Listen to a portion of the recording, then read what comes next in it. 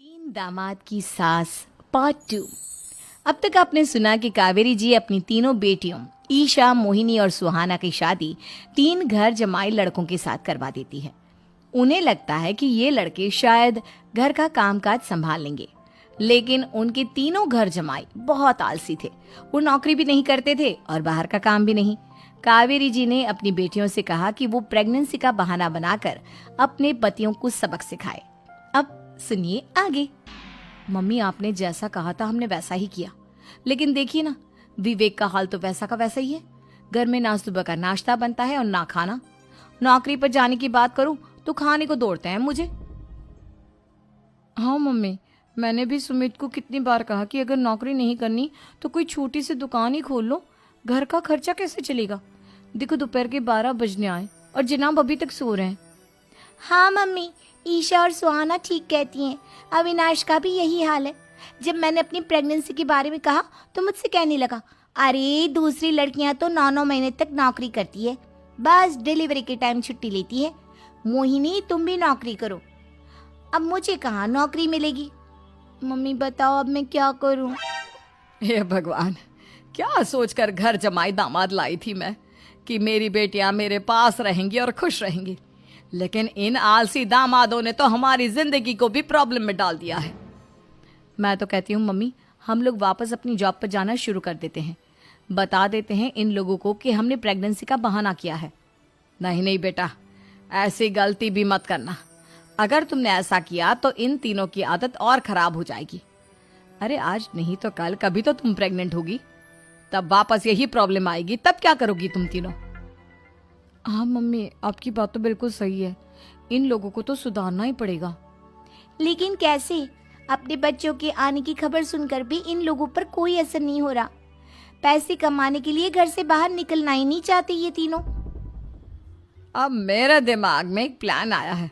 तुम तीनों चिंता मत करो, उन तीनों को बुलाओ, फिर मैं बात करती हूँ। थोड़ी देर बाद कावेरी जी अपने तीनों दामादों को सामने बुलाकर अपनी बात कहना शुरू करती हैं। अविनाश, सुमित और विवेक, देखो बेटा, मैं ना तुम तीनों से बड़ा प्यार करती हूँ, इसीलिए तो तुम्हें घर जमाई बना कर रखा है मैंने। अरे मम्मी जी, सीधे सीधे कहिए ना, क्या बात है? प्यार तो हम भी आपको बहुत करते हैं। अरे मम्मी जी, आपकी इज्जत भी बहुत करते हैं।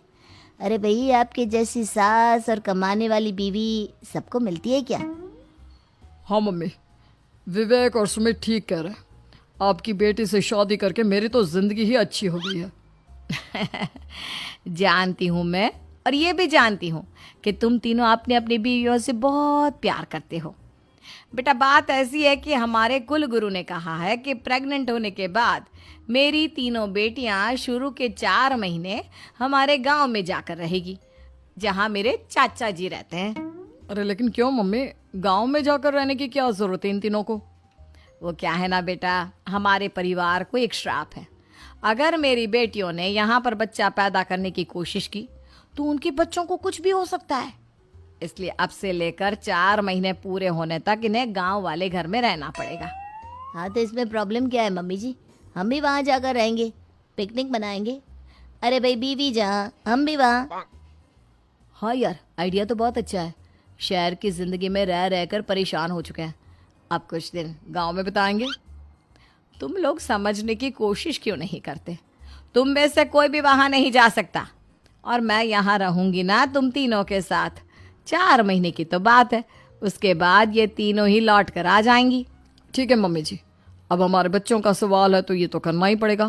कावेरी अपनी तीनों बेटियों को कुछ दिन के लिए घर से बाहर कहीं दूसरे शहर में रहने के लिए भेज देती है। कुछ दिनों के बाद, अरे मम्मी जी, बहुत दिन से पिज्ज़ा नहीं खाया, मंगवाइए ना।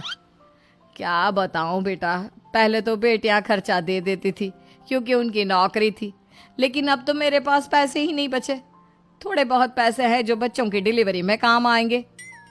लेकिन मम्मी जी, आपकी बेटियों को वापस आने में तो अभी बहुत वक्त बाकी है। वही सोच सोच कर परेशान हो रही हूँ। सोच रही हूँ कल से दूध भी बंद करवा देती हूँ। अब दूध वाले को देने के लिए पैसे भी तो नहीं है ना। अरे नहीं नहीं मम्मी जी, अगर दूध भी बंद करवा दोगी तो मुझे चाय कहाँ से मिलेगी? और चाय के बिना मैं तो मर ही जाऊंगा। क्या करूं बेटा, इसके अलावा हमारे पास कोई ऑप्शन नहीं है, मेरे पास पैसे ही नहीं बचे। इस तरह कावेरी जी धीरे धीरे अपने तीनों दामादों को पैसे देना बंद कर देती हैं और घर में खाने पीने की चीजें लाना भी बंद कर देती है। अब वो तीनों बुरी तरह से परेशान होने लगे थे और इसलिए एक दिन तीनों प्लान करके घर से बाहर निकलते हैं और बाजार में जाने के बाद यार अच्छा खाना खाए हुए कितने दिन हो गए, पता नहीं कब अच्छा खाना मिलेगा। हमारी बीवियों के जाने के बाद तो हमारी हालत भिखारियों जैसी हो गई है यार। कुछ भी हो, मुझे तो आज पिज्जा खाना ही खाना है।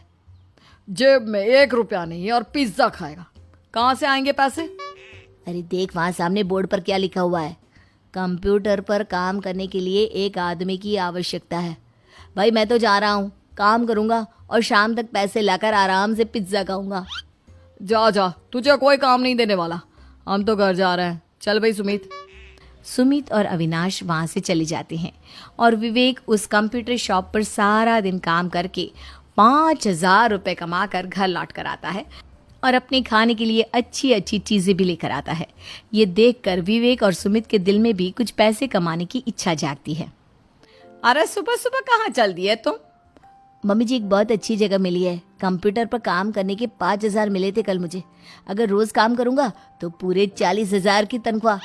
अरे वाह, ये तो बहुत अच्छी बात है दामाद जी, आपको जाना ही चाहिए। सुमित और अविनाश विवेक को इस तरह तरक्की करते देखकर परेशान हो जाते हैं और वो दोनों भी काम की तलाश में निकल पड़ते हैं। धीरे धीरे उन दोनों को भी काम मिल जाता है। अब कावेरी के तीनों दामाद छोटी मोटी नौकरी करके अच्छा पैसा कमाने लगे थे। एक दिन कावेरी उन्हें अपने पास बुलाती है। अरे वाह, विवेक 40,000 कमा लेता है, अविनाश 60,000 और सुमित तुम भी 40,000 के आसपास कमा ही लेते हो। कुल मिलाकर तुम अच्छे खासे पैसे कमा रहे हो बेटा। हाँ मम्मी जी, बहुत मजा आता है जब महीने के एंड में मोटी रकम हाथ में आती है। पूछिए मत मम्मी जी, घर में रहकर रोटी बना बनाकर और तो जैसा महसूस होने लगा था मुझे तो। हाँ बेटा, तुम तीनों की बात तो बिल्कुल ठीक है और जानते हो अब तुम तीनों की पत्नियां भी वापस लौट कर आने वाली है। लेकिन मम्मी जी अभी तो उन्हें गए सिर्फ 2 महीने हुए हैं, आपने तो कहा था वो 4 महीने के बाद लौट कर आएंगी। ऐसा कुछ नहीं है बेटा, मैं सिर्फ तुम तीनों को सबक सिखाना चाहती थी कि आदमी घर में बैठकर बीवी की कमाई खाता हुआ अच्छा नहीं लगता। इस दुनिया में हर इंसान को मेहनत करनी चाहिए, काम करना चाहिए, चाहे वो औरत हो या आदमी, ताकि अपने परिवार को संभाल सके। कावेरी की बात सुनकर उन तीनों को अपनी गलती का एहसास होता है और कावेरी उन्हें सच बता देती है कि ईशा, सुहाना और मोहिनी शहर में ही कहीं दूसरी जगह रह रहे थे। शाम के वक्त उन तीनों की पत्नियां लौट कर आ जाती है और कावेरी जी का परिवार एक खुशहाल परिवार की तरह रहने